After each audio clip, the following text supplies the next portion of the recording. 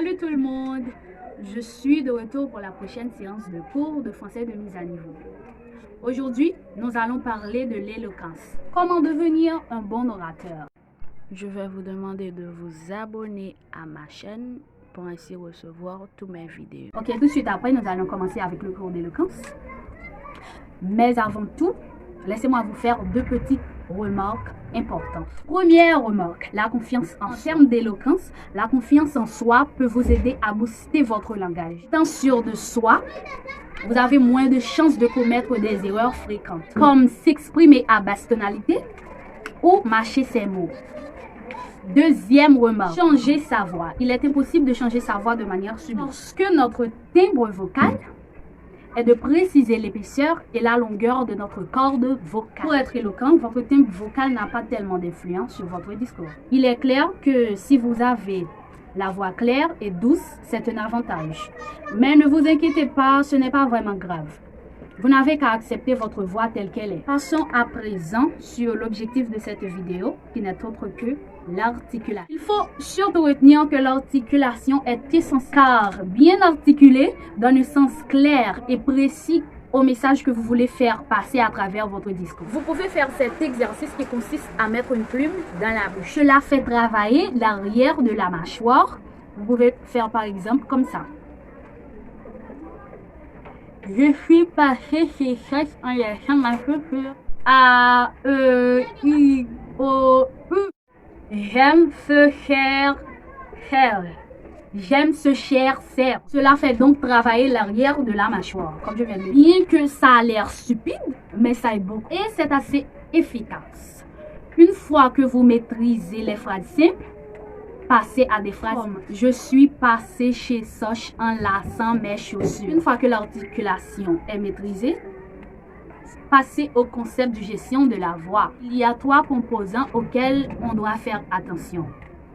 Le volume, la tonalité et le rythme. Bien articulé donne un sens clair et précis au message que vous voulez faire passer à travers votre discours. Volume. Essayez de ne pas parler trop bas, car votre interlocuteur doit être en mesure d'entendre ce que vous avez à dire dans votre discours. La tonalité. Il est très agréable de parler avec la voix plus grave, mais pas trop. Vous pouvez essayer la technique de la respiration du ventre ou encore vous relaxer. Accordez aussi un ton descendant au lieu d'un ton ascendant, comme par exemple « Je suis Kenny Omar » au lieu de « Je suis Kenny Omar ». Vous devriez le dire avec fermeté et autorité. Vous devriez affirmer, non pas énoncer ce que vous dites. Vous devriez vous accentuer sur les mots importants, histoire de donner beaucoup plus d'ampleur à votre discours. Le rythme. Avec la confiance en soi, vous devriez savoir comment garder le rythme. Il ne faut pas aller trop vite ni trop lentement pour ne pas être trop barbant.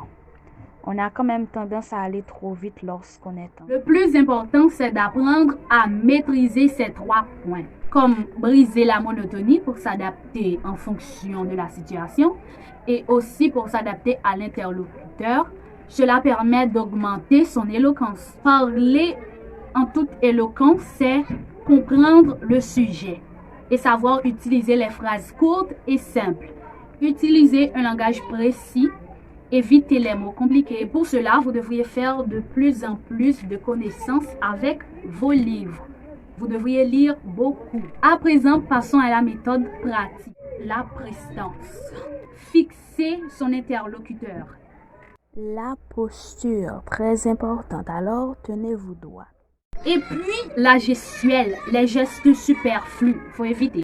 Et en quatrième lieu, l'apparence.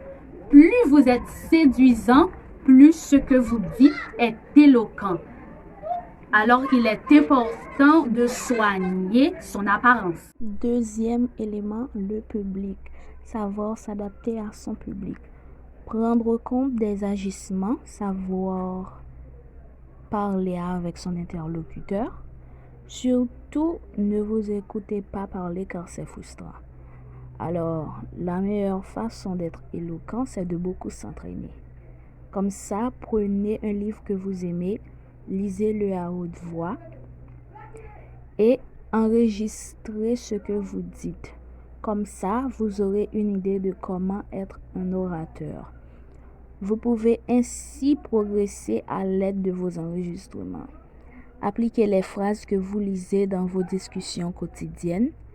Vous allez voir qu'avec le temps, vous allez vous améliorer. De cette façon-là, vous aurez une idée de comment être un orateur ou une oratrice. Eh bien, j'espère que vous avez aimé. Si oui, dites-le moi dans les commentaires.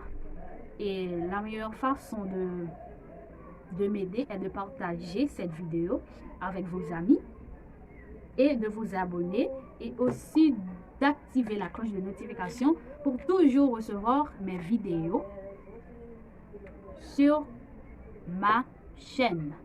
Bye bye, à la prochaine.